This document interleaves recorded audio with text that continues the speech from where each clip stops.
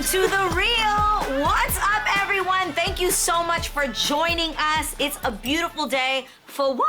Some girl chat, don't you think? Yes. All right, well, here we go. On Tuesday, Oprah Winfrey announced her latest book that she wrote with Dr. Bruce Perry, and it's titled, What Happened to You? Conversations on Trauma, Resilience, and Healing. Oprah announced the book in an Instagram post alongside a picture of herself as a child saying, quote, what happened to you is one of the most important questions we can ask someone, especially when they're going through something. Most of the struggles I endured as a child resulted in trauma that would define many relationships, interactions, and decisions in my life. So ladies, I want you all to think for a second about, whether it's a picture that you might have of yourself or a moment from when you were younger. And when you're looking at that picture, can you see how what happened to you then shaped who you are today? Have you guys ever had one of these moments where you see a photo of yourself younger and you're like, oh my gosh, in the words of Oprah, an aha moment? Yeah, I do. When I was, my younger picture, if you put it up, that's my kindergarten picture. And I loved my kindergarten teacher, Miss Baldwin. Ooh, I love that woman. Ooh.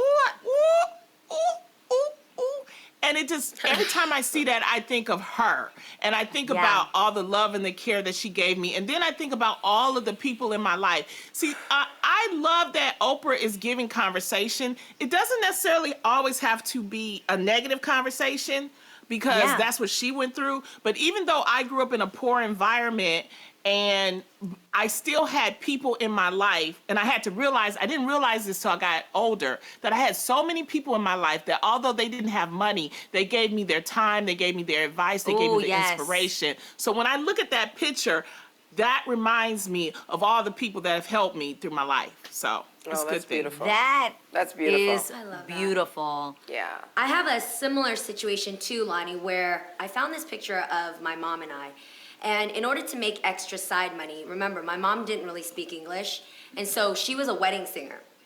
And I would write the words out for her to sing over her favorite Madonna songs, Michael Jackson, there's all the type of songs that we would sing.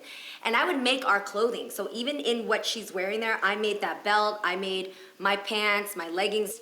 And then just recently, when I was designing my clothing line, my first clothing line that's coming out in fall, I was doing the same thing. And I had that moment when I was fitting it on the model, and I just got so emotional because I was like, I didn't even know that I was doing it then because I was trying to save money. We didn't want to go buy clothes, and we just wanted to have a cool, unique look.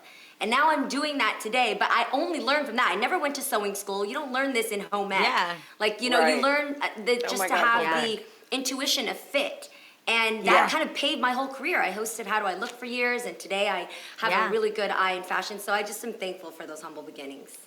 Crazy how God places your calling in your life and you don't even see it until years later, and you go, oh my gosh, it's come full circle. Yes. That is absolutely beautiful, Jeannie, and we can't wait for your clothing line. I saw you in New York and I was like, yes, kill it. Thank you. I know. It's such a triumphant feeling. So excited. Really, really I actually exciting. feel that way too with the photo that I looked at.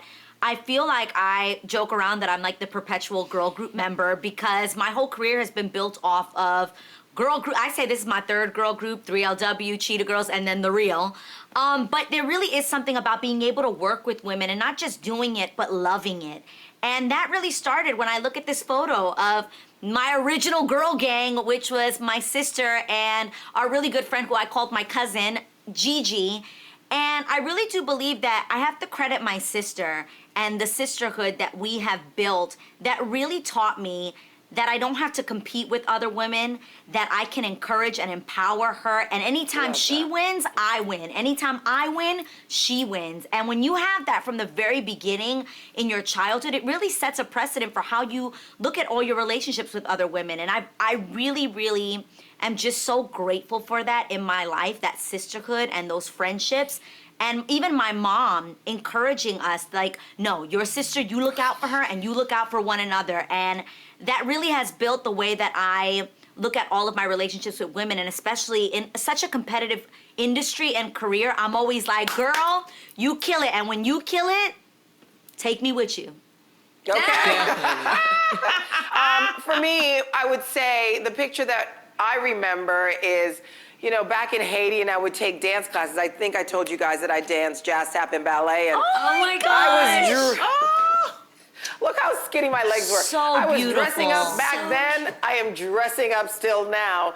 And I think what was really interesting about that time is I used to, perform for my family in their living room, and they would just sit there and support me. Then I'd go around with a hat so they can put money in it because I knew what my worth was. I needed to get paid, and my brother would only throw Yes. pennies in there, which I hated. But I think it's all about, that was the beginning of me being creative and being supported by my family, and they support me now to this day, so I appreciate that. So Look at those dancers' Fantastic. legs. Oh my I God, love it. Carcel. Love You it. do I move love with looking such at a grace. pictures. Look at that But you picture. do move How with old such are a grace, you? I can tell. How old are that you? you dance. I think I was like 5 or 6. You've been a Oh, wow. superstar.